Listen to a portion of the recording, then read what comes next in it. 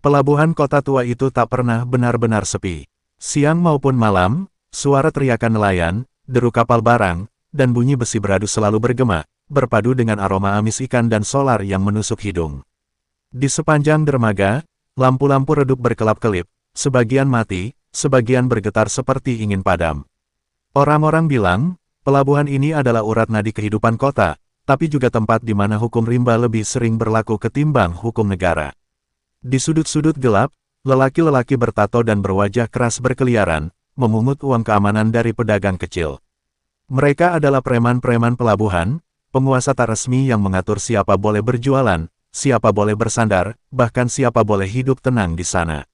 Semua orang tahu, jika ingin berbisnis di pelabuhan, lebih baik bayar jasa keamanan mereka, ketimbang mencoba melawan. Di atas semua itu, ada satu nama yang selalu dibisikkan dengan nada ngeri, Raka. Tubuhnya tinggi besar, bahunya selebar pintu, matanya tajam seperti pisau. Bekas luka panjang di pipinya membuat wajahnya tampak lebih mengerikan, seakan setiap orang yang menatapnya bisa langsung membayangkan betapa brutal hidupnya. Raka bukan hanya pemimpin preman pelabuhan, ia adalah simbol ketakutan. Satu gerakan jarinya bisa membuat puluhan anak buahnya bergerak tanpa ragu. Malam itu, Raka berdiri di ujung dermaga, menyalakan rokok sambil menatap laut gelap. Angin asin menerpa wajahnya, membawa suara kapal yang baru bersandar. Dari kejauhan, ia melihat buruh-buruh yang bekerja tanpa henti, memikul karung demi karung, keringat bercucuran di bawah lampu remang. Di matanya, semua itu bukan pemandangan biasa, melainkan tambang emas. Semakin banyak kapal, semakin banyak uang yang bisa diperas. Cepat, jangan lambat. Kalau muatan jatuh, kalian tahu akibatnya. Teriak Raka, suaranya menggelegar melebihi suara mesin kapal. Para buruh langsung mempercepat langkah, takut akan amukan pria itu. Beberapa di antaranya menunduk, menghindari tatapan matanya, karena sekali Raka marah, bukan hanya kata-kata kasar yang keluar, tapi juga pukulan keras yang bisa membuat tulang retak. Di balik kekejamannya, Raka punya aturan sendiri. Ia tak pernah membiarkan orang luar mengganggu pelabuhan tanpa izin, dan tak segan melindungi wilayahnya dari preman pesaing. Itu sebabnya, meski dibenci, ia juga dihormati. Bagi sebagian orang, Raka adalah tiran, tapi bagi yang lain, ia adalah pelindung yang menjaga keseimbangan dunia keras di pelabuhan. Namun malam itu, saat Raka membuang puntung rokok ke laut, hatinya terasa gelisah. Ada bisikan-bisikan dari anak buahnya tentang seorang lelaki aneh yang mulai menguasai lahan parkir dekat dermaga timur. Katanya, lelaki itu bukan preman, bukan pula pedagang, melainkan hanya juru parkir biasa, tapi entah kenapa, semua orang segan padanya. Raka mengerutkan kening, mencoba menepis rasa penasaran yang tiba-tiba tumbuh. Dan di antara gemuruh ombak yang menghantam batu dermaga, Raka tahu satu hal, tak ada ruang di pelabuhan ini untuk dua penguasa. Cepat atau lambat, ia harus berhadapan dengan sosok misterius itu. Malam terasa lebih dingin, seakan laut sendiri menyimpan rahasia yang akan segera terbuka. Pagi merekah dengan cahaya matahari yang memantul di permukaan laut. Di sisi timur pelabuhan, area parkir penuh sesak oleh truk pengangkut ikan, becak motor, dan motor para buruh. Di sanalah seorang lelaki sederhana berdiri dengan seragam lusuh dan papan kecil bertuliskan, parkir. Namanya Surya. Tak ada yang istimewa dari penampilannya, posturnya biasa, rambut sedikit beruban, wajahnya tenang. Namun, keheningan di sekitarnya terasa berbeda, seakan-akan udara sendiri menaruh hormat padanya. Surya jarang bicara, hanya memberi isyarat dengan tangan untuk mengatur kendaraan yang masuk. Buruh-buruh yang lewat selalu menyapanya dengan hormat, bahkan orang-orang yang biasanya tak segan melawan preman pun memilih menunduk di hadapannya. Bukan karena Surya garang atau kasar, melainkan karena ada sesuatu yang tak bisa dijelaskan, aura yang membuat orang segan untuk berbuat macam-macam di wilayahnya. Orang-orang pelabuhan punya cerita, pernah ada maling yang nekat mencuri motor di area parkir Surya. Besoknya, maling itu ditemukan terkapar di gang sempit dengan tubuh penuh lebam, padahal tak ada satupun orang yang melihat siapa yang memukulnya. Ada juga kisah tentang preman kecil yang mencoba memalak buruh di area itu, tiba-tiba tubuhnya kaku, tak bisa bergerak, dan jatuh pingsan begitu saja. Sejak itu, tak ada yang berani menguji Surya lagi. Surya sendiri tidak pernah membanggakan atau menjelaskan apa-apa. Setiap malam, setelah pekerjaan selesai, ia duduk di bangku kayu reyot, memandang laut dengan tatapan jauh. Ada rahasia masa lalu yang ia simpan rapat, luka batin yang membuatnya memilih hidup sederhana. Ia pernah menjadi murid aliran silat tua yang hampir punah, seorang pendekar yang ditempa dalam disiplin keras, tapi masa kelam membuatnya meninggalkan semua itu.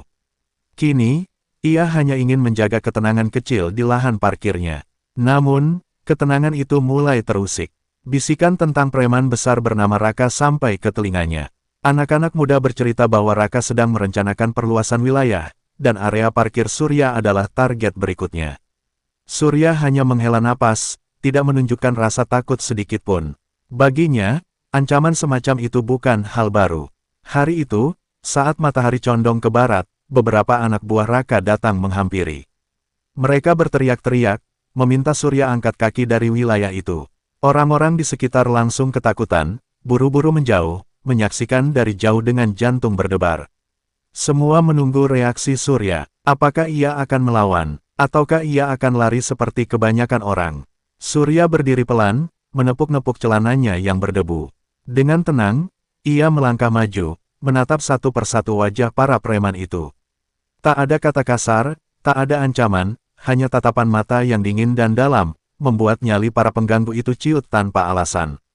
Satu persatu dari mereka mundur, hingga akhirnya tak seorang pun berani menyentuhnya. Saat suasana kembali hening, Surya duduk lagi di kursinya, seolah tak ada apa-apa yang terjadi. Tapi bagi orang-orang pelabuhan, momen itu menegaskan satu hal, juru parkir ini bukan manusia biasa. Dan kabar tentang keangkuhannya, berdiri sendirian menolak anak buah Raka, akan segera sampai ke telinga sang penguasa pelabuhan. Kabar tentang Surya akhirnya sampai ke telinga Raka. Malam itu, di sebuah warung kopi pinggir pelabuhan, anak buahnya melapor dengan wajah pucat. "Bang, dia nggak takut, Bang. Kita udah keroyok, tapi entah kenapa badan rasanya kaku, berat, kayak ditindih sesuatu. Akhirnya kita mundur," kata salah satu preman sambil menunduk. Raka yang sedang menyesap kopinya menghentikan gerakan tangannya.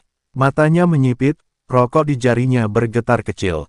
Raka membanting cangkir kopi hingga pecah berantakan. "Kalian mau bilang juru parkir itu lebih hebat dari kalian semua? Memalukan." Suaranya meledak, membuat warung seketika hening. Tak ada yang berani menatap matanya. Bagi Raka, itu bukan sekadar laporan, itu penghinaan. Ada orang berani menolak kuasanya di wilayah pelabuhan, bahkan membuat anak buahnya pulang dengan ketakutan. Itu tak bisa dibiarkan. Malam berikutnya, Raka turun tangan sendiri. Ia melangkah ke area parkir dermaga timur dengan langkah berat, disertai belasan anak buahnya. Lampu jalan berkelip-kelip, bayangan mereka memanjang di aspal. Surya sedang duduk di kursi kayunya, seperti biasa, dengan ekspresi tenang. Orang-orang sekitar buru-buru menjauh, meninggalkan area itu kosong, hanya menyisakan dua dunia yang siap bertabrakan. "Jadi, ini orangnya." Raka membuka suara, nadanya merendahkan. "Cuma juru parkir, berani-beraninya bikin anak buah gue kabur kayak ayam." Ia tertawa kasar, lalu meludah ke tanah. Surya menoleh perlahan, matanya teduh tapi menusuk. "Kalau kau datang hanya untuk menguji, silakan. Tapi jangan ganggu orang-orang di sini," ucapnya singkat, tanpa meninggikan suara. Ucapan itu membuat darah Raka mendidih. Tak ada yang pernah bicara padanya dengan nada begitu tenang, seolah tak takut sedikit pun. "Kau pikir siapa dirimu? Ini wilayah gue, semua yang ada di pelabuhan tunduk sama Raka. Dan kau, cuma tukang parkir sialan," teriaknya sambil melangkah maju. Anak buahnya ikut menyoraki, mencoba membangkitkan keberanian. Dalam sekejap, salah satu preman melompat hendak memukul Surya. Namun, tanpa gerakan yang jelas, tangan Surya hanya berputar sedikit, dan tubuh preman itu terlempar ke tanah, mengerang kesakitan. Semua terdiam. Raka menggeram, mengira itu kebetulan, lalu memerintahkan dua orang lagi maju. Sama seperti sebelumnya, keduanya tumbang dengan cara yang tak bisa dijelaskan, seakan tubuh mereka sendiri menolak untuk bertarung. Raka berdiri terpaku, urat lehernya menegang. Baru kali ini ia merasa ada sesuatu yang tak bisa dipahami. Surya berdiri pelan, lalu melangkah mendekat, jarak mereka tinggal beberapa meter. "Aku bukan mencari masalah, Raka. Tapi kalau kau memaksa, aku tidak akan mundur," kata Surya dengan nada datar, namun getarannya membuat udara sekitar terasa berat. Untuk pertama kalinya dalam hidupnya, Raka merasakan ketegangan yang membuat dadanya sesak. Ia bukan sekadar menghadapi seorang juru parkir, ia menghadapi sesuatu yang lebih besar, sesuatu yang bahkan mungkin melampaui batas dunia preman pelabuhan. Dan dalam hatinya, sebuah tekad tumbuh, pertarungan ini belum selesai, baru saja dimulai. Malam semakin larut, tapi Surya masih duduk di bangku kayunya. Angin laut berhembus, membawa dingin yang menembus tulang. Di balik wajahnya yang tenang, kenangan lama perlahan merayap, membangunkan masa lalu yang selama ini ia kubur. Tatapannya kosong ke arah dermaga, tapi di matanya, bayangan masa lalu begitu jelas, dirinya muda, berlatih keras di sebuah padepokan terpencil, ditempa dalam keringat, darah, dan disiplin yang nyaris tak manusiawi. Dulu, Surya adalah murid kesayangan seorang guru silat legendaris bernama Ki Wijaya. Padepokan itu kecil, tapi ajarannya mendalam, berfokus pada pengendalian tenaga dalam, keseimbangan jiwa, dan jurus-jurus halus yang lebih mirip tarian ketimbang pertarungan. Surya tumbuh sebagai pemuda berbakat, cepat memahami rahasia yang tak bisa dipahami murid lain. Namun, bakat besar itu membawa beban berat, ia sering menjadi sasaran iri hati dan kebencian. Puncak tragedi datang pada suatu malam penuh badai. Padepokan diserang oleh orang-orang tak dikenal. Api membakar bangunan, jeritan murid terdengar di mana-mana. Surya yang masih muda berusaha melawan, tapi kekuatan lawan jauh melampaui batasnya saat itu. Ia hanya bisa menyaksikan gurunya roboh, darah mengalir di lantai tanah, sementara pengkhianatan dari dalam sendiri menghancurkan semua yang telah dibangun Ki Wijaya. Sejak malam itu, Surya memutuskan meninggalkan jalan pendekar. Ia berjalan jauh, berpindah-pindah kota, menolak segala bentuk kekerasan. Hingga akhirnya ia tiba di pelabuhan tua itu, memilih pekerjaan sederhana sebagai juru parkir. Bagi Surya, menjaga kendaraan buruh dan pedagang kecil adalah caranya melunasi karma. Ia tidak lagi mencari kehormatan atau pengakuan, ia hanya ingin hidup tenang, jauh dari pertarungan dan dendam. Namun, dunia seakan tak membiarkannya beristirahat. Pelabuhan, dengan segala intrik dan kerakusannya, menariknya kembali ke lingkaran kekerasan. Anak buah Raka yang mencoba mengusirnya hanyalah awal. Surya tahu, cepat atau lambat, Raka sendiri akan datang menantang. Dan saat itu terjadi, semua yang telah ia tinggalkan mungkin akan bangkit lagi. Di sisi lain kota, Raka duduk di markasnya, masih dirundung amarah. Anak buahnya terkapar setelah bentrok singkat dengan Surya, dan harga dirinya tercabik. Ia tak bisa menerima bahwa seorang juru parkir bisa mempermalukannya. Namun, dalam hatinya, ada rasa aneh, bukan hanya marah, tapi juga takut. Ia tak bisa melupakan tatapan mata Surya, dingin dan dalam, seolah menyimpan rahasia yang tak bisa disentuh manusia biasa. Orang-orang di pelabuhan mulai berbisik. Nama Surya disebut-sebut sebagai juru parkir sakti. Semakin banyak cerita aneh bermunculan, ada yang bilang ia bisa membuat orang lumpuh tanpa menyentuh, ada pula yang yakin ia punya ilmu gaib yang membuatnya kebal senjata. Raka semakin tersudut, seolah pengaruhnya terkikis oleh bayangan Surya yang makin besar. Dan malam itu, di bawah cahaya bulan, Surya menutup matanya sejenak. Ia menarik napas panjang, merasakan aliran tenaga dalam yang masih mengalir kuat di tubuhnya. Jurus-jurus yang ia tinggalkan dulu masih ada, menunggu saatnya dipanggil kembali. Dalam hatinya ia berbisik, aku tidak mencari perang, tapi jika perang datang padaku, aku akan siap. Suasana pelabuhan semakin panas, bisikan tentang Surya semakin luas, membuat nama Raka seolah mulai meredup. Setiap kali buruh atau pedagang menyebut juru parkir sakti, mata Raka semakin menyala penuh amarah. Ia tidak bisa membiarkan seseorang merenggut pengaruhnya di wilayah yang sudah ia kuasai dengan darah dan kekerasan bertahun-tahun. Malam itu, ia memutuskan, ia sendiri yang akan menemui Surya. Langkah berat Raka menggema di dermaga barat, ditemani beberapa anak buahnya yang setia. Lampu-lampu jalan bergetar di terpa angin, menimbulkan bayangan panjang yang menari-nari di aspal. Semua orang di sekitar pelabuhan langsung tahu, sesuatu akan terjadi malam itu. Mereka bergegas menjauh, meninggalkan area parkir sepi, seakan dermaga berubah menjadi arena yang tak kasat mata. Surya sudah duduk di kursinya, seperti biasa. Dari jauh, ia bisa merasakan hawa panas yang dibawa Raka. Tenang, ia berdiri perlahan, mengibaskan debu dari celananya, lalu menatap pria besar yang kini berdiri di depannya. Untuk sesaat, tak ada kata-kata yang terucap. Hanya tatapan mata dua dunia yang berbeda, satu penuh dengan amarah dan kuasa, yang lain tenang namun dalam, seperti laut yang menyimpan badai. Jadi ini kau, juru parkir yang bikin pelabuhan ribut, ucap Raka dengan suara serak bercampur amarah. Surya tidak menjawab, ia hanya mengangguk pelan, matanya tetap fokus pada lawannya. Diamnya Surya terasa seperti tamparan di wajah Raka. Ia terbiasa dengan orang yang menunduk ketakutan, bukan dengan orang yang berani menatap balik tanpa gentar. Raka maju satu langkah, tanah bergetar di bawah tapak kakinya. Dengar baik-baik, Surya, pelabuhan ini milikku. Semua yang hidup di sini tunduk padaku. Kau bisa tetap hidup kalau ikut aturan. Tapi kalau kau menolak, ia berhenti sejenak, lalu menunjuk dada Surya dengan jari kasarnya. Kau akan hancur bersama kursi reyotmu itu. Surya menghela napas, suaranya pelan tapi tegas. Aku tidak mencari kuasa, Raka. Aku hanya menjaga wilayah kecil ini. Bukan untukku, tapi untuk mereka, para buruh, pedagang, orang-orang kecil yang hanya ingin hidup tenang. Kalau kau datang hanya untuk mengambil, maka kau harus tahu, ada hal-hal yang tidak bisa dibeli dengan kekerasan. Ucapan itu membuat wajah Raka memerah. Ia tertawa keras, tawa yang lebih mirip raungan binatang. Kau pikir dirimu siapa? Pendekar, penjaga malaikat. Jangan sombong, dunia ini milik yang kuat, dan aku adalah penguasanya. Suara Raka menggema di sepanjang dermaga, membuat anak buahnya bersorak mendukung. Malam itu, di bawah cahaya lampu redup dan suara ombak yang menghantam batu dermaga, dua sosok itu akhirnya berdiri berhadapan. Orang-orang yang mengintip dari kejauhan tahu, ini bukan sekadar pertemuan biasa. Ini adalah benturan dua dunia, dunia kekuasaan yang dibangun dengan ketakutan, melawan dunia kesaktian yang dibangun dari ketenangan.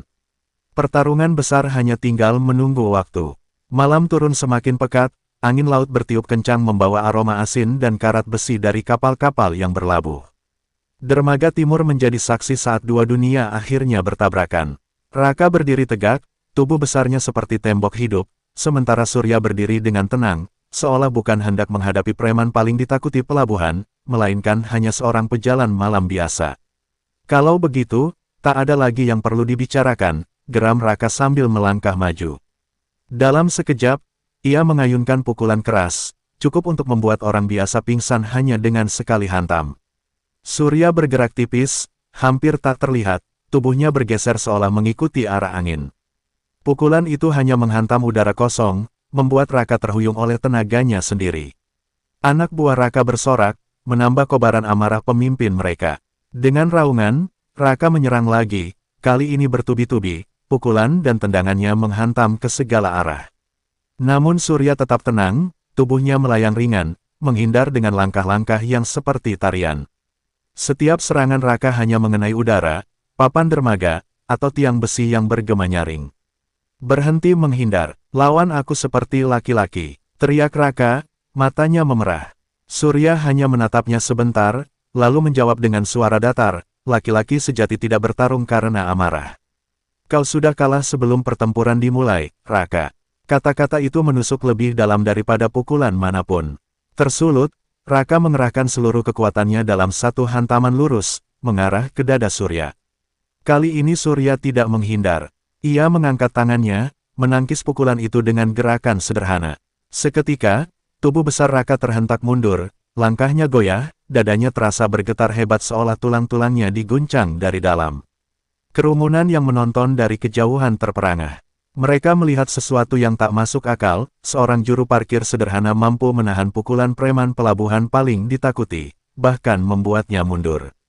Suara bisik-bisik langsung menyebar, nama Surya semakin kokoh menjadi legenda yang hidup. Raka terengah, wajahnya merah padam, tapi harga dirinya menolak untuk menyerah. Ia meraung lagi, siap melanjutkan pertarungan, namun Surya mengangkat tangan, memberi isyarat berhenti. Aku tidak ingin melukaimu lebih jauh. Pulanglah, sebelum kau kehilangan sesuatu yang lebih berharga daripada harga dirimu.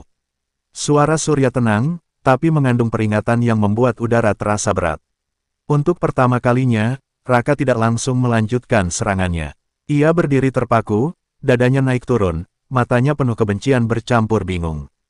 Malam itu, meski ia tidak roboh, ia tahu dirinya telah kalah, bukan hanya kalah tenaga, tapi juga kalah jiwa. Dan di kedalaman hatinya, tumbuh bara dendam yang lebih panas dari sebelumnya. Sejak malam itu, nama Raka tak lagi bergema dengan wibawa yang sama. Bisikan-bisikan di pelabuhan semakin tajam, menusuk telinganya lebih perih daripada luka fisik. Preman besar itu, dipermalukan juru parkir, begitu kata buruh dan pedagang di setiap sudut. Raka mendengar semuanya, dan setiap bisikan membuat darahnya mendidih. Harga diri yang ia bangun bertahun-tahun runtuh hanya dalam satu malam. Raka menutup diri di markasnya selama beberapa hari. Ia memecahkan botol-botol, menghajar anak buahnya yang tak bersalah, mencoba melupakan tatapan dingin Surya yang terus menghantuinya. Tapi semakin ia mencoba, bayangan itu semakin jelas, tatapan yang seolah berkata bahwa ia hanyalah anak kecil yang sedang mengamuk. Raka merasakan ketakutan baru yang belum pernah ia kenal sebelumnya, takut kehilangan singgasananya. Dalam kegelapan amarah, seorang lelaki tua mendekatinya. Lelaki itu dikenal sebagai Mbah Jati, seorang dukun laut yang katanya bisa memanggil angin badai dan menenggelamkan kapal dengan doa-doanya. "Aku tahu apa yang kau butuhkan, Raka," katanya dengan suara serak seperti ombak pecah. "Kau butuh kekuatan yang lebih besar dari ototmu. Kau butuh sesuatu yang bisa membuatmu bukan hanya ditakuti manusia, tapi juga ditakuti roh-roh laut." Raka menatapnya dengan mata merah. Biasanya ia tak percaya pada omong kosong semacam itu, tapi kali ini hatinya goyah. "Kalau benar kau bisa membuatku lebih kuat, lakukan. Aku akan bayar berapapun harganya." Mbah Jati tersenyum tipis, senyum yang lebih mirip belitan ular. "Harga kekuatan bukan sekadar uang, Raka. Kau harus menyerahkan sebagian dari dirimu. Jiwa yang ingin berkuasa, harus rela dipenjara oleh kekuatan yang lebih gelap." Malam itu, Raka dibawa ke sebuah gubuk di tepi pantai. Ombak menghantam karang, dan bulan purnama bersembunyi di balik awan hitam. Di dalam gubuk, dupa menyala, asapnya mengepul pekat, memenuhi ruangan dengan bau menyengat. Mbah Jati mulai melantunkan mantra, suaranya lirih lalu semakin keras, seperti deru ombak yang tak ada habisnya. Raka duduk di tengah lingkaran garam, tubuhnya bergetar hebat, keringat dingin mengucur dari pelipisnya. Tubuh Raka seolah terbakar dari dalam. Ia merasakan sesuatu merayap di tulang-tulangnya, kekuatan asing yang membuat darahnya mendidih, membuat ototnya seakan meledak. Teriakan keluar dari mulutnya, bercampur antara rasa sakit dan kenikmatan. Malam itu, Raka bukan lagi manusia biasa, ia telah menyerahkan dirinya pada kekuatan gaib yang membalut tubuhnya dengan daya tahan tak masuk akal. Ketika ritual usai, Raka berdiri dengan napas berat. Matanya kini lebih gelap, seolah ada bara yang menyala di kedalaman pupilnya. Ia mengepalkan tangan, merasakan tenaga baru yang berdenyut dalam urat nadinya. Senyum kejam muncul di wajahnya. "Sekarang, Surya akan tahu siapa penguasa sebenarnya," gumamnya, suara rendahnya bergema di antara debur ombak. Dan malam itu, laut sendiri seakan merasakan kebangkitan sesuatu yang berbahaya. Ombak bergelora lebih tinggi, angin berdesir membawa bau anyir darah. Api balas dendam dalam diri Raka telah menyala, dan tak ada yang bisa memadamkannya kecuali bentrokan terakhir dengan sang juru parkir sakti. Pelabuhan kembali diliputi ketegangan. Desas-desus beredar bahwa Raka telah berubah. Para buruh bercerita dengan wajah pucat, mereka melihat Raka mematahkan tiang besi hanya dengan sekali pukul, atau berjalan di tengah hujan deras tanpa basah sedikit pun, seolah tubuhnya dilindungi sesuatu. Orang-orang makin yakin, Raka sudah mendapatkan kekuatan gaib dari Mbah Jati. Suasana pelabuhan pun seperti menunggu badai yang akan meledak kapan saja. Surya mendengar kabar itu. Ia hanya diam, tapi dalam hatinya ia tahu, Raka telah menempuh jalan berbahaya. Malam itu, ia duduk di bangkunya yang biasa, menatap langit gelap. Angin laut membawa bisikan yang aneh, seakan lautan sendiri gelisah. Surya merasakan bahwa pertarungan berikutnya tak akan sesederhana bentrokan otot dan jurus silat, ini adalah pertarungan jiwa yang bisa merenggut nyawa. Pertemuan itu akhirnya tak bisa dihindari. Di dermaga barat, Raka datang dengan tubuh yang lebih besar, urat-uratnya menonjol, matanya menyala seperti bara api. Anak buahnya bersorak, penuh keyakinan bahwa kali ini pemimpin mereka akan menghancurkan sang juru parkir sakti. Surya berdiri tenang, pakaiannya sederhana, wajahnya tanpa ekspresi. Dua sosok itu kembali saling berhadapan, namun kini, hawa pertarungan jauh lebih menekan daripada sebelumnya. Raka menghantam tanah dengan tinjunya, papan dermaga pecah berkeping-keping. "Lihat, Surya, aku bukan Raka yang dulu. Kau akan menyesal telah mempermalukanku." Teriaknya. Ia lalu menyerbu, tubuh besarnya bergerak secepat badai. Surya menahan dengan jurus dasar, tapi kekuatan Raka kini jauh berbeda. Benturan itu membuat Surya terdorong beberapa langkah, dadanya bergetar hebat. Untuk pertama kalinya, Surya benar-benar merasakan beratnya tenaga lawan. Pertarungan berlangsung sengit. Raka menyerang tanpa henti, pukulannya menghantam udara seperti gelombang badai, membuat tiang-tiang pelabuhan berderak. Surya menangkis dan menghindar, tubuhnya lincah seperti bayangan, namun sesekali ia tak bisa sepenuhnya menghindari hantaman. Darah segar muncul di sudut bibirnya. Penonton yang bersembunyi dari kejauhan terkejut, sang juru parkir sakti terlihat kewalahan. Namun, Surya bukan tanpa jurus pamungkas. Ia menutup matanya sejenak, menarik napas dalam-dalam, lalu mengalirkan tenaga dalamnya ke seluruh tubuh. Saat Raka melancarkan pukulan terakhir, Surya berputar ringan, menghantam dada Raka dengan telapak tangan yang bergetar. Suara aneh bergema, seperti hentakan gong raksasa, dan tubuh Raka terhuyung, meski masih bertahan berdiri. Sorak anak buah Raka mereda. Mereka melihat pemimpinnya goyah, tapi tidak tumbang. Raka mengangkat kepalanya, darah menetes dari sudut mulutnya, namun senyumnya makin mengerikan. Bagus, Surya, sekarang kau membuatku semakin bersemangat. Matanya berkilat, tubuhnya bergetar, seakan kekuatan gelap dalam dirinya justru semakin bangkit setelah menerima serangan itu. Malam itu, di bawah sinar bulan yang bersembunyi di balik awan, pertarungan kedua tidak melahirkan pemenang. Hanya dua sosok yang berdiri di atas dermaga yang retak, saling menatap, dengan janji bahwa bentrokan selanjutnya akan menjadi pertarungan penentu. Ombak pecah lebih keras, seolah laut sendiri menanti akhir dari duel maut ini. Dermaga barat masih bergema oleh benturan dahsyat yang baru saja terjadi. Udara terasa berat, papan-papan dermaga retak, dan ombak memukul karang seolah ingin menelan dua manusia yang bertarung di atasnya. Surya berdiri dengan napas teratur, meski tubuhnya penuh luka. Di sisi lain, Raka tampak lebih mengerikan dari sebelumnya, darah menetes dari mulutnya, tapi matanya menyala seperti api neraka yang tak bisa padam. Dari mana kau dapat kekuatan ini, Raka? Tanya Surya. Suaranya tenang tapi dalam, seolah ia sudah tahu jawabannya. Raka tertawa, suara tawa itu serak bercampur kebencian. Kekuatan ini kudapat dari seseorang yang lebih hebat dari gurumu. Seorang yang tahu bagaimana dunia bekerja, bahwa hanya yang kuat yang berhak hidup. Nama itu kemudian meluncur dari mulut Raka, Mbah Jati. Surya terdiam, tubuhnya menegang. Ingatan masa lalunya kembali berputar, malam ketika padepokan terbakar, gurunya tewas, dan pengkhianat dari dalam membawa pasukan untuk menghancurkan segalanya. Dalam ingatannya, ada sosok bayangan tua yang memimpin serangan itu, Mbah Jati. Sekarang, benang merah terjalin jelas. Guru yang ia cintai tewas karena orang yang sama yang kini memberikan kekuatan pada Raka. Jadi, kau adalah murid bayangannya, bisik Surya, suaranya bergetar oleh emosi yang jarang ia perlihatkan. Kekuatanmu bukanlah milikmu, Raka. Itu adalah racun yang sama yang merenggut nyawa guruku. Kata-kata itu menusuk lebih dalam dari luka apapun, membuat Raka terdiam sesaat. Tapi hanya sesaat, sebelum ia meraung seperti binatang yang terluka. Biarpun itu racun, racun inilah yang membuatku lebih kuat darimu. Raka, menghantam lagi, pukulannya menghancurkan tiang kayu hingga terbelah dua. Surya menangkis, kali ini dengan tenaga penuh, ledakan benturan membuat percikan api beterbangan dari gesekan besi dermaga. Orang-orang yang mengintip dari jauh hanya bisa menunduk, tak sanggup lagi menyaksikan kedahsyatan itu. Pertarungan tak lagi sekadar tentang wilayah atau harga diri.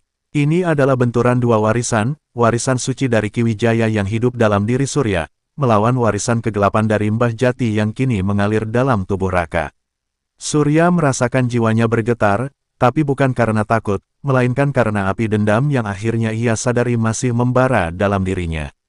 Guruku mati karena orang yang memberimu kekuatan, kata Surya, matanya tajam bagai pedang. Aku tidak hanya melawanmu, Raka. Aku melawan bayangan lama yang harus diakhiri malam ini. Kata-kata itu membuat udara di dermaga terasa membeku. Raka tersenyum getir, seolah menerima tantangan itu sebagai takdir. Malam itu, pelabuhan menjadi panggung dua garis takdir yang bertabrakan. Ombak terus bergemuruh, langit berawan seakan menutup bulan dari pandangan, dan para saksi di kejauhan tahu, pertarungan terakhir sudah di depan mata. Tidak ada lagi jalan mundur, karena darah masa lalu telah menuntut balas di dermaga tua itu. Malam purnama tiba, cahaya putih membanjiri dermaga tua yang kini sunyi, hanya ditemani suara ombak yang berdebur tanpa henti. Di ujung dermaga, dua sosok berdiri berhadapan, Surya, sang juru parkir sakti dengan wajah teduh namun penuh tekad, dan Raka, preman pelabuhan yang kini tubuhnya dibalut kekuatan gelap dari Mbah Jati. Udara di antara mereka terasa berat, seolah lautan sendiri menahan napas, menunggu akhir dari duel yang telah ditakdirkan. Raka mengaum, lalu menyerbu dengan kekuatan penuh. Setiap pukulannya kini mengandung kekuatan yang cukup untuk menghancurkan papan dermaga menjadi serpihan. Surya menangkis dengan gerakan ringan, tubuhnya berputar mengikuti arus, jurus-jurus halus peninggalan gurunya mengalir seperti air. Benturan keduanya memekakkan telinga, menimbulkan gelombang getar yang bahkan membuat kapal-kapal kecil bergoyang di kejauhan. Surya mulai terdesak. Kekuatan gelap Raka terlalu besar, setiap serangan membuat dadanya bergetar dan lengannya terasa berat. Namun, di dalam hatinya, ia mendengar kembali suara gurunya, kekuatan bukan untuk mengalahkan, melainkan untuk menuntun. Lawan kebencian bukan dengan kebencian, tapi dengan keteguhan hati. Kata-kata itu menyalakan kembali tekadnya, membuatnya berdiri lebih kokoh di tengah badai serangan. Saat Raka mengayunkan pukulan pamungkas, Surya menutup matanya, menarik napas panjang, lalu melancarkan jurus terakhir, jurus nadi lautan. Tangannya bergerak perlahan namun mantap, menghantam dada Raka dengan telapak penuh tenaga dalam. Cahaya samar seolah menyemburat dari titik hantaman itu, dan tubuh Raka terhempas jauh ke belakang, menghantam papan dermaga hingga patah, sebelum akhirnya terkapar dengan napas terengah. Sunyi, hanya suara ombak yang terdengar. Anak buah Raka yang menyaksikan dari jauh membisu, sebagian bahkan berlari ketakutan. Surya berjalan pelan mendekati Raka yang kini tak berdaya. Wajah sang preman dipenuhi darah dan peluh, matanya masih menyala penuh kebencian, namun tubuhnya tak lagi mampu bangkit. "Habisi aku kalau kau benar pendekar," desis Raka dengan sisa tenaganya.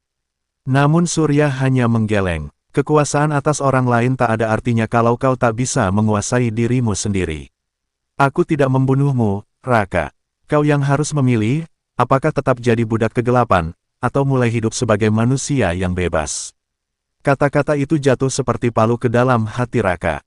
Untuk pertama kalinya, ia terdiam, menatap kosong ke langit yang diterangi purnama. Malam itu, pertarungan berakhir bukan dengan darah, melainkan dengan keheningan yang penuh makna. Surya kembali duduk di bangku reyotnya, menyalakan rokok dengan tenang, seolah tak ada yang terjadi. Raka dibawa pergi oleh anak buahnya, bukan sebagai penguasa, melainkan sebagai manusia yang runtuh.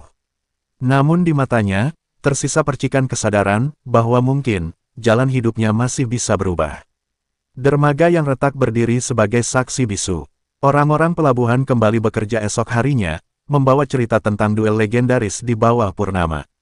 Nama Surya tetap hidup sebagai juru parkir sakti yang melindungi orang kecil, sementara Raka perlahan menghilang dari hiruk-pikuk kekuasaan. Dan laut, dengan ombaknya yang tak pernah lelah, menyimpan rahasia bahwa malam itu, dua dunia telah bertabrakan dan melahirkan sebuah keseimbangan baru. Pelabuhan kota tua itu tak pernah benar-benar sepi. Siang maupun malam, suara teriakan nelayan, deru kapal barang, dan bunyi besi beradu selalu bergema, berpadu dengan aroma amis ikan dan solar yang menusuk hidung. Di sepanjang dermaga, lampu-lampu redup berkelap-kelip, sebagian mati, sebagian bergetar seperti ingin padam. Orang-orang bilang, pelabuhan ini adalah urat nadi kehidupan kota, tapi juga tempat di mana hukum rimba lebih sering berlaku ketimbang hukum negara.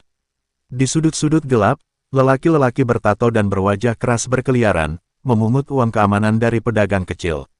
Mereka adalah preman-preman pelabuhan, penguasa tak resmi yang mengatur siapa boleh berjualan, siapa boleh bersandar, bahkan siapa boleh hidup tenang di sana. Semua orang tahu, jika ingin berbisnis di pelabuhan, lebih baik bayar jasa keamanan mereka, ketimbang mencoba melawan. Di atas semua itu, ada satu nama yang selalu dibisikkan dengan nada ngeri, Raka. Tubuhnya tinggi besar, bahunya selebar pintu, matanya tajam seperti pisau. Bekas luka panjang di pipinya membuat wajahnya tampak lebih mengerikan, seakan setiap orang yang menatapnya bisa langsung membayangkan betapa brutal hidupnya. Raka bukan hanya pemimpin preman pelabuhan, ia adalah simbol ketakutan. Satu gerakan jarinya bisa membuat puluhan anak buahnya bergerak tanpa ragu. Malam itu, Raka berdiri di ujung dermaga, menyalakan rokok sambil menatap laut gelap. Angin asin menerpa wajahnya, membawa suara kapal yang baru bersandar. Dari kejauhan, ia melihat buruh-buruh yang bekerja tanpa henti, memikul karung demi karung, keringat bercucuran di bawah lampu remang. Di matanya, semua itu bukan pemandangan biasa, melainkan tambang emas. Semakin banyak kapal, semakin banyak uang yang bisa diperas. Cepat, jangan lambat, kalau muatan jatuh, kalian tahu akibatnya. Teriak Raka, suaranya menggelegar melebihi suara mesin kapal. Para buruh langsung mempercepat langkah, takut akan amukan pria itu.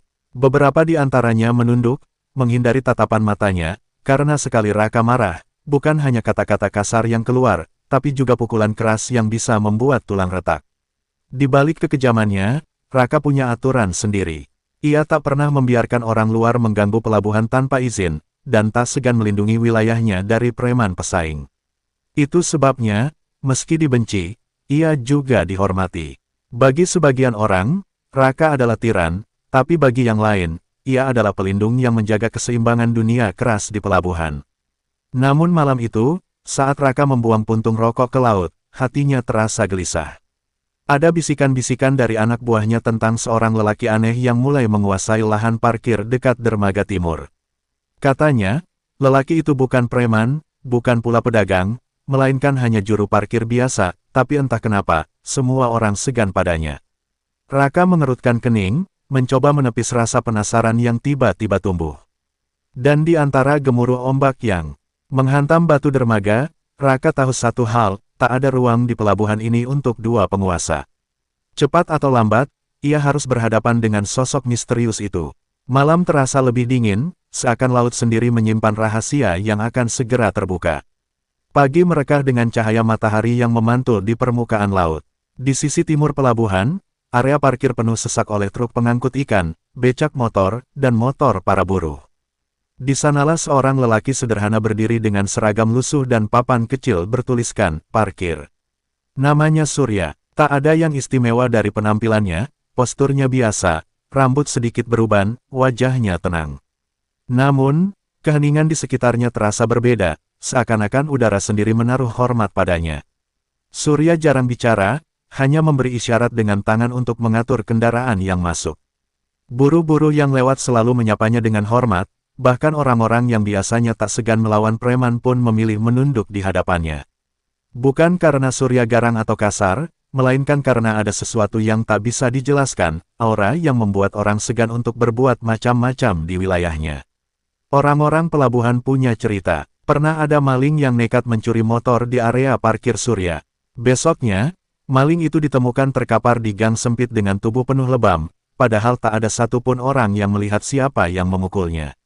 Ada juga kisah tentang preman kecil yang mencoba memalak buruh di area itu, tiba-tiba tubuhnya kaku, tak bisa bergerak, dan jatuh pingsan begitu saja.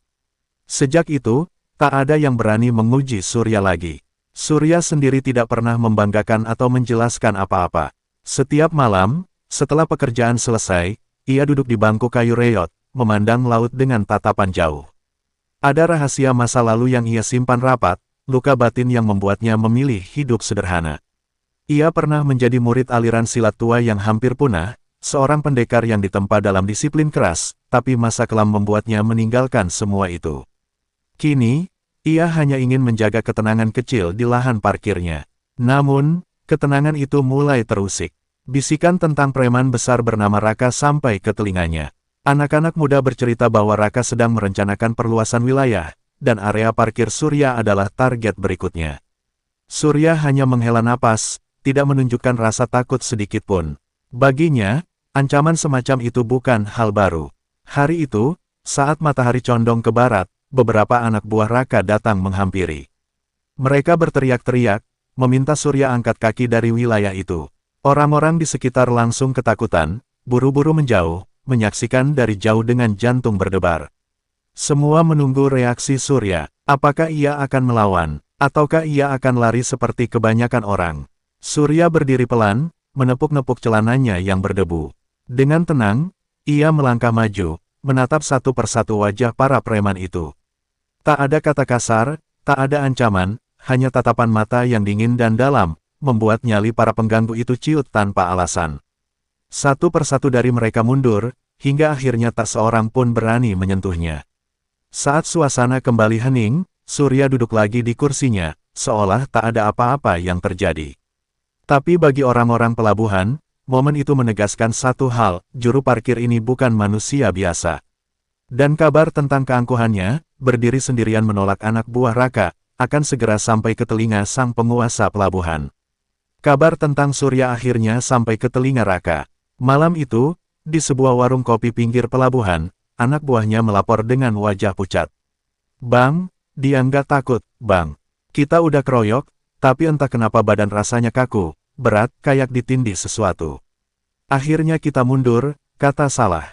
Satu preman sambil menunduk. Raka yang sedang menyesap kopinya menghentikan gerakan tangannya. Matanya menyipit, rokok di jarinya bergetar kecil. Raka membanting cangkir kopi hingga pecah berantakan. "Kalian mau bilang juru parkir itu lebih hebat dari kalian semua?" Memalukan, suaranya meledak, membuat warung seketika hening. Tak ada yang berani menatap matanya. Bagi Raka, itu bukan sekadar laporan, itu penghinaan.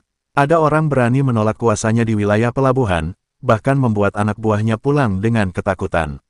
Itu tak bisa dibiarkan. Malam berikutnya, Raka turun tangan sendiri. Ia melangkah ke area parkir dermaga timur dengan langkah berat, disertai belasan anak buahnya. Lampu jalan berkelip-kelip, bayangan mereka memanjang di aspal. Surya sedang duduk di kursi kayunya, seperti biasa, dengan ekspresi tenang. Orang-orang sekitar buru-buru menjauh, meninggalkan area itu kosong, hanya menyisakan dua dunia yang siap bertabrakan. "Jadi, ini orangnya." Raka membuka suara, nadanya merendahkan. "Cuma juru parkir, berani-beraninya bikin anak buah gue kabur kayak ayam." Ia tertawa kasar, lalu meludah ke tanah. Surya menoleh perlahan, matanya teduh tapi menusuk. "Kalau kau datang hanya untuk menguji, silakan. Tapi jangan ganggu orang-orang di sini," ucapnya singkat, tanpa meninggikan suara. Ucapan itu membuat darah Raka mendidih. Tak ada yang pernah bicara padanya dengan nada begitu tenang, seolah tak takut sedikitpun. "Kau pikir siapa dirimu? Ini wilayah gue, semua yang ada di pelabuhan tunduk sama Raka. Dan kau, cuma tukang parkir sialan," teriaknya sambil melangkah maju. Anak buahnya ikut menyoraki, mencoba membangkitkan keberanian. Dalam sekejap, salah satu preman melompat hendak memukul Surya. Namun, tanpa gerakan yang jelas, tangan Surya hanya berputar sedikit, dan tubuh preman itu terlempar ke tanah, mengerang kesakitan. Semua terdiam. Raka menggeram, mengira itu kebetulan, lalu memerintahkan dua orang lagi maju. Sama seperti sebelumnya, keduanya tumbang dengan cara yang tak bisa dijelaskan, seakan tubuh mereka sendiri menolak untuk bertarung. Raka berdiri terpaku, urat lehernya menegang. Baru kali ini ia merasa ada sesuatu yang tak bisa dipahami. Surya berdiri pelan, lalu melangkah mendekat, jarak mereka tinggal beberapa meter. "Aku bukan mencari masalah, Raka. Tapi kalau kau memaksa, aku tidak akan mundur," kata Surya dengan nada datar, namun getarannya membuat udara sekitar terasa berat. Untuk pertama kalinya dalam hidupnya, Raka merasakan ketegangan yang membuat dadanya sesak. Ia bukan sekadar menghadapi seorang juru parkir, ia menghadapi sesuatu yang lebih besar, sesuatu yang bahkan mungkin melampaui batas dunia preman pelabuhan. Dan dalam hatinya, sebuah tekad tumbuh, pertarungan ini belum selesai, baru saja dimulai. Malam semakin larut, tapi Surya masih duduk di bangku kayunya. Angin laut berhembus, membawa dingin yang menembus tulang. Di balik wajahnya yang tenang, kenangan lama perlahan merayap, membangunkan masa lalu yang selama ini ia kubur. Tatapannya kosong ke arah dermaga, tapi di matanya, bayangan masa lalu begitu jelas, dirinya muda, berlatih keras di sebuah padepokan terpencil, ditempa dalam keringat, darah, dan disiplin yang nyaris tak manusiawi. Dulu, Surya adalah murid kesayangan seorang guru silat legendaris bernama Ki Wijaya. Padepokan itu kecil, tapi ajarannya mendalam, berfokus pada pengendalian tenaga dalam, keseimbangan jiwa, dan jurus-jurus halus yang lebih mirip tarian ketimbang pertarungan. Surya tumbuh sebagai pemuda berbakat, cepat memahami rahasia yang tak bisa dipahami murid lain. Namun, bakat besar itu membawa beban berat, ia sering menjadi sasaran iri hati dan kebencian. Puncak tragedi datang pada suatu malam penuh badai. Padepokan diserang oleh orang-orang tak dikenal. Api, Membakar bangunan, jeritan murid terdengar di mana-mana. Surya yang masih muda berusaha melawan, tapi kekuatan lawan jauh melampaui batasnya saat itu. Ia hanya bisa menyaksikan gurunya roboh, darah mengalir di lantai tanah, sementara pengkhianatan dari dalam sendiri menghancurkan semua yang telah dibangun Ki Wijaya. Sejak malam itu, Surya memutuskan meninggalkan jalan pendekar. Ia berjalan jauh, berpindah-pindah kota, menolak segala bentuk kekerasan. Hingga akhirnya ia tiba di pelabuhan tua itu, memilih pekerjaan sederhana sebagai juru parkir. Bagi Surya, menjaga kendaraan buruh dan pedagang kecil adalah caranya melunasi karma. Ia tidak lagi mencari kehormatan atau pengakuan, ia hanya ingin hidup tenang, jauh dari pertarungan dan dendam. Namun, dunia seakan tak membiarkannya beristirahat. Pelabuhan, dengan segala intrik dan kerakusannya, menariknya kembali ke lingkaran kekerasan. Anak buah Raka yang mencoba mengusirnya hanyalah awal.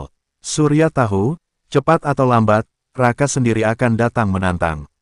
Dan saat itu terjadi, semua yang telah ia tinggalkan mungkin akan bangkit lagi. Di sisi lain kota, Raka duduk di markasnya, masih dirundung amarah. Anak buahnya terkapar setelah bentrok singkat dengan Surya, dan harga dirinya tercabik. Ia tak bisa menerima bahwa seorang juru parkir bisa mempermalukannya. Namun, dalam hatinya, ada rasa aneh, bukan hanya marah, tapi juga takut. Ia tak bisa melupakan tatapan mata Surya, dingin dan dalam, seolah menyimpan rahasia yang tak bisa disentuh manusia biasa. Orang-orang di pelabuhan mulai berbisik. Nama Surya disebut-sebut sebagai juru parkir sakti. Semakin banyak cerita aneh bermunculan, ada yang bilang ia bisa membuat orang lumpuh tanpa menyentuh, ada pula yang yakin ia punya ilmu gaib yang membuatnya kebal senjata. Raka semakin tersudut, seolah pengaruhnya terkikis oleh bayangan Surya yang makin besar. Dan malam itu, di bawah cahaya bulan, Surya menutup matanya sejenak. Ia menarik napas panjang, merasakan aliran tenaga dalam yang masih mengalir kuat di tubuhnya. Jurus-jurus yang ia tinggalkan dulu masih ada, menunggu saatnya dipanggil kembali. Dalam hatinya ia berbisik, aku tidak mencari perang, tapi jika perang datang padaku, aku akan siap. Suasana pelabuhan semakin panas, bisikan tentang Surya semakin luas, membuat nama Raka seolah mulai meredup. Setiap kali buruh atau pedagang menyebut juru parkir sakti, mata Raka semakin menyala penuh amarah. Ia tidak bisa membiarkan seseorang merenggut pengaruhnya di wilayah yang sudah ia kuasai dengan darah dan kekerasan bertahun-tahun. Malam itu, ia memutuskan, ia sendiri yang akan menemui Surya. Langkah berat Raka menggema di dermaga barat, ditemani beberapa anak buahnya yang setia. Lampu-lampu jalan bergetar di terpa angin, menimbulkan bayangan panjang yang menari-nari di aspal. Semua orang di sekitar pelabuhan langsung tahu, sesuatu akan terjadi malam itu. Mereka bergegas menjauh, meninggalkan area parkir sepi, seakan dermaga berubah menjadi arena yang tak kasat mata. Surya sudah duduk di kursinya, seperti biasa. Dari jauh, ia bisa merasakan hawa panas yang dibawa Raka. Tenang, ia berdiri perlahan, mengibaskan debu dari celananya, lalu menatap pria besar yang kini berdiri di depannya. Untuk sesaat, tak ada kata-kata yang terucap. Hanya tatapan mata dua dunia yang berbeda, satu penuh dengan amarah dan kuasa, yang lain tenang namun dalam, seperti laut yang menyimpan badai. Jadi ini kau, juru parkir yang bikin pelabuhan ribut, ucap Raka dengan suara serak bercampur amarah. Surya tidak menjawab, ia hanya mengangguk pelan, matanya tetap fokus pada lawannya. Diamnya Surya terasa seperti tamparan di wajah Raka. Ia terbiasa dengan orang yang menunduk ketakutan, bukan dengan orang yang berani menatap balik tanpa gentar. Raka maju satu langkah, tanah bergetar di bawah tapak kakinya. Dengar baik-baik, Surya, pelabuhan ini milikku. Semua yang hidup di sini tunduk padaku.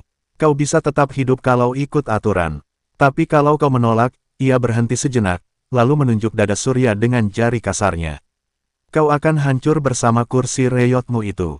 Surya menghela napas, suaranya pelan tapi tegas. Aku tidak mencari kuasa, Raka. Aku hanya menjaga wilayah kecil ini. Bukan untukku, tapi untuk mereka, para buruh, pedagang, orang-orang kecil yang hanya ingin hidup tenang. Kalau kau datang hanya untuk mengambil, maka kau harus tahu, ada hal-hal yang tidak bisa dibeli dengan kekerasan. Ucapan itu membuat wajah Raka memerah. Ia tertawa keras, tawa yang lebih mirip raungan binatang. Kau pikir dirimu siapa? Pendekar, Penjaga malaikat, jangan sombong. Dunia ini milik yang kuat, dan aku adalah penguasanya. Suara Raka menggema di sepanjang dermaga, membuat anak buahnya bersorak mendukung. Malam itu, di bawah cahaya lampu redup dan suara ombak yang menghantam batu dermaga, dua sosok itu akhirnya berdiri berhadapan. Orang-orang yang mengintip dari kejauhan tahu, ini bukan sekadar pertemuan biasa. Ini adalah benturan dua dunia, dunia kekuasaan yang dibangun dengan ketakutan, melawan dunia kesaktian yang dibangun dari ketenangan. Pertarungan besar hanya tinggal menunggu waktu. Malam turun semakin pekat, angin laut bertiup kencang membawa aroma asin dan karat besi dari kapal-kapal yang berlabuh. Dermaga timur menjadi saksi saat dua dunia akhirnya bertabrakan. Raka berdiri tegak, tubuh besarnya seperti tembok hidup, sementara Surya berdiri dengan tenang, seolah bukan hendak menghadapi preman paling ditakuti pelabuhan, melainkan hanya seorang pejalan malam biasa. Kalau begitu, tak ada lagi yang perlu dibicarakan, geram Raka sambil melangkah maju. Dalam sekejap, ia mengayunkan pukulan keras, cukup untuk membuat orang biasa pingsan hanya dengan sekali hantam. Surya bergerak tipis, hampir tak terlihat, tubuhnya bergeser seolah mengikuti arah angin. Pukulan itu hanya menghantam udara kosong, membuat Raka terhuyung oleh tenaganya sendiri. Anak buah Raka bersorak, menambah kobaran amarah pemimpin mereka. Dengan raungan, Raka menyerang lagi, kali ini bertubi-tubi, pukulan dan tendangannya menghantam ke segala arah. Namun Surya tetap tenang, tubuhnya melayang ringan, menghindar dengan langkah-langkah yang seperti tarian. Setiap serangan Raka hanya mengenai udara, papan dermaga, atau tiang besi yang bergema nyaring. Berhenti menghindar, lawan aku seperti laki-laki, teriak Raka, matanya memerah. Surya hanya menatapnya sebentar, lalu menjawab dengan suara datar, laki-laki sejati tidak bertarung karena amarah. Kau sudah kalah sebelum pertempuran dimulai, Raka. Kata-kata itu menusuk lebih dalam daripada pukulan manapun. Tersulut, Raka mengerahkan seluruh kekuatannya dalam satu hantaman lurus, mengarah ke dada Surya. Kali ini Surya tidak menghindar. Ia mengangkat tangannya, menangkis pukulan itu dengan gerakan sederhana. Seketika, tubuh besar Raka terhentak mundur, langkahnya goyah, dadanya terasa bergetar hebat seolah tulang-tulangnya diguncang dari dalam. Kerumunan yang menonton dari kejauhan terperangah. Mereka melihat sesuatu yang tak masuk akal, seorang juru parkir sederhana mampu menahan pukulan preman pelabuhan paling ditakuti, bahkan membuatnya mundur. Suara bisik-bisik langsung menyebar, nama Surya semakin kokoh menjadi legenda yang hidup. Raka terengah, wajahnya merah padam, tapi harga dirinya menolak untuk menyerah. Ia meraung lagi, siap melanjutkan pertarungan, namun Surya mengangkat tangan, memberi isyarat berhenti. Aku tidak ingin melukaimu lebih jauh. Pulanglah, sebelum kau kehilangan sesuatu yang lebih berharga daripada harga dirimu. Suara Surya tenang, tapi mengandung peringatan yang membuat udara terasa berat. Untuk pertama kalinya, Raka tidak langsung melanjutkan serangannya. Ia berdiri terpaku, dadanya naik turun, matanya penuh kebencian bercampur bingung. Malam itu, meski ia tidak roboh, ia tahu dirinya telah kalah, bukan hanya kalah tenaga, tapi juga kalah jiwa. Dan di kedalaman hatinya, tumbuh bara dendam yang lebih panas dari sebelumnya. Sejak malam itu, nama Raka tak lagi bergema dengan wibawa yang sama.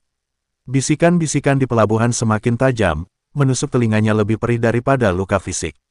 Preman besar itu, dipermalukan juru parkir, begitu kata buruh dan pedagang di setiap sudut. Raka mendengar semuanya, dan setiap bisikan membuat darahnya mendidih. Harga diri yang ia bangun bertahun-tahun runtuh hanya dalam satu malam. Raka menutup diri di markasnya selama beberapa hari. Ia memecahkan botol-botol, menghajar anak buahnya yang tak bersalah, mencoba melupakan tatapan dingin Surya yang terus menghantuinya. Tapi semakin ia mencoba, bayangan itu semakin jelas, tatapan yang seolah berkata bahwa ia hanyalah anak kecil yang sedang mengamuk. Raka merasakan ketakutan baru yang belum pernah ia kenal sebelumnya, takut kehilangan singgasananya. Dalam kegelapan amarah, seorang lelaki tua mendekatinya. Lelaki itu dikenal sebagai Mbah Jati, seorang dukun laut yang katanya bisa memanggil angin badai dan menenggelamkan kapal dengan doa-doanya. Aku tahu apa yang kau butuhkan, Raka, katanya dengan suara serak seperti ombak pecah. Kau butuh kekuatan yang lebih besar dari ototmu. Kau butuh sesuatu yang bisa membuatmu bukan hanya ditakuti manusia, tapi juga ditakuti roh-roh laut. Raka menatapnya dengan mata merah. Biasanya ia tak percaya pada omong kosong semacam itu, tapi kali ini hatinya goyah. Kalau benar kau bisa membuatku lebih kuat, lakukan. Aku akan bayar berapapun harganya. Mbah Jati tersenyum tipis, senyum yang lebih mirip belitan ular. Harga kekuatan bukan sekadar uang, Raka. Kau harus menyerahkan sebagian dari dirimu. Jiwa yang ingin berkuasa, harus rela dipenjara oleh kekuatan yang lebih gelap. Malam itu, Raka dibawa ke sebuah gubuk di tepi pantai. Ombak menghantam karang, dan bulan purnama bersembunyi di balik awan hitam. Di dalam gubuk, dupa menyala, asapnya mengepul pekat, memenuhi ruangan dengan bau menyengat. Mbah Jati mulai melantunkan mantra, suaranya lirih lalu semakin keras, seperti deru ombak yang tak ada habisnya. Raka duduk di tengah lingkaran garam, tubuhnya bergetar hebat, keringat dingin mengucur dari pelipisnya. Tubuh Raka seolah terbakar dari dalam. Ia merasakan sesuatu merayap di tulang-tulangnya, kekuatan asing yang membuat darahnya mendidih, membuat ototnya seakan meledak. Teriakan keluar dari mulutnya, bercampur antara rasa sakit dan kenikmatan.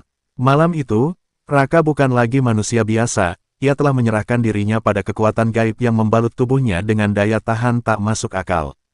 Ketika ritual usai, Raka berdiri dengan napas berat. Matanya kini lebih gelap, seolah ada bara yang menyala di kedalaman pupilnya. Ia mengepalkan tangan, merasakan tenaga baru yang berdenyut dalam urat nadinya. Senyum kejam muncul di wajahnya. Sekarang, Surya akan tahu siapa penguasa sebenarnya, gumamnya, suara rendahnya bergema di antara debur ombak.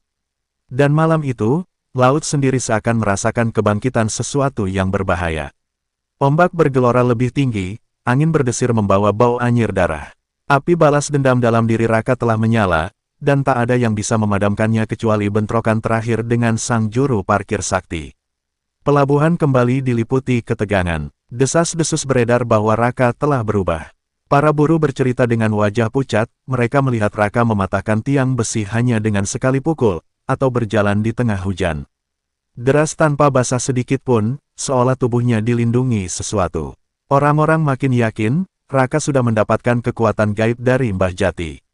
Suasana pelabuhan pun seperti menunggu badai yang akan meledak kapan saja. Surya mendengar kabar itu. Ia hanya diam, tapi dalam hatinya ia tahu, Raka telah menempuh jalan berbahaya. Malam itu, ia duduk di bangkunya yang biasa, menatap langit gelap. Angin laut membawa bisikan yang aneh, seakan lautan sendiri gelisah.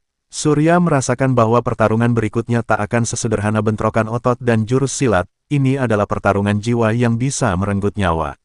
Pertemuan itu akhirnya tak bisa dihindari. Di dermaga barat, Raka datang dengan tubuh yang lebih besar, urat-uratnya menonjol, matanya menyala seperti bara api.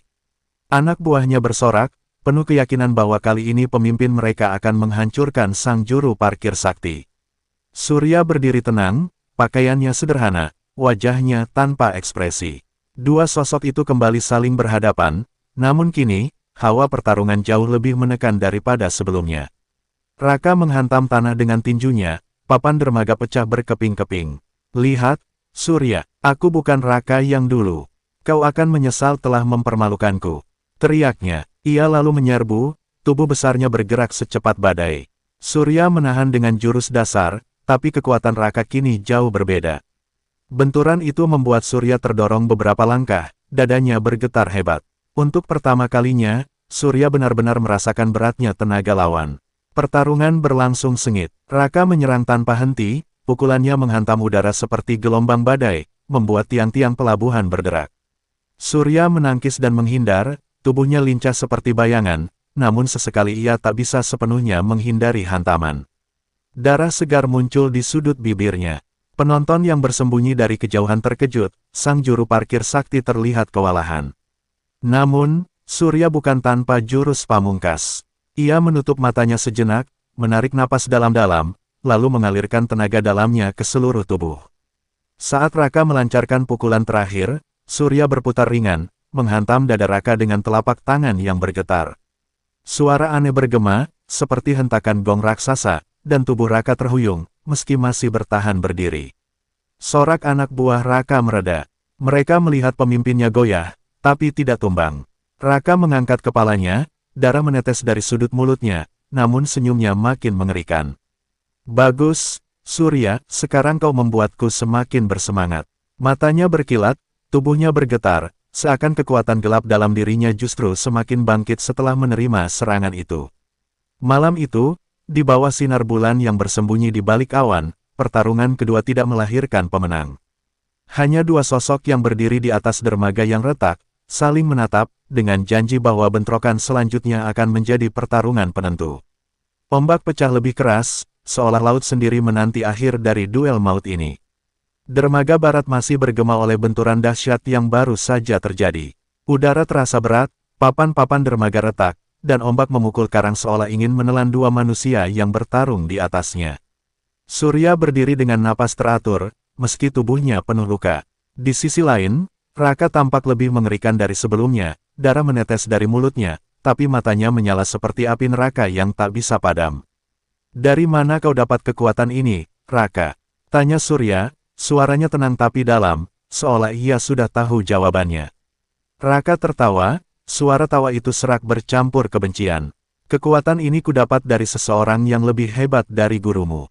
Seorang yang tahu bagaimana dunia bekerja, bahwa hanya yang kuat yang berhak hidup."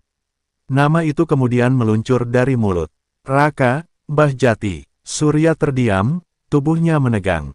Ingatan masa lalunya kembali berputar, malam ketika padepokan terbakar, gurunya tewas, dan pengkhianat dari dalam membawa pasukan untuk menghancurkan segalanya.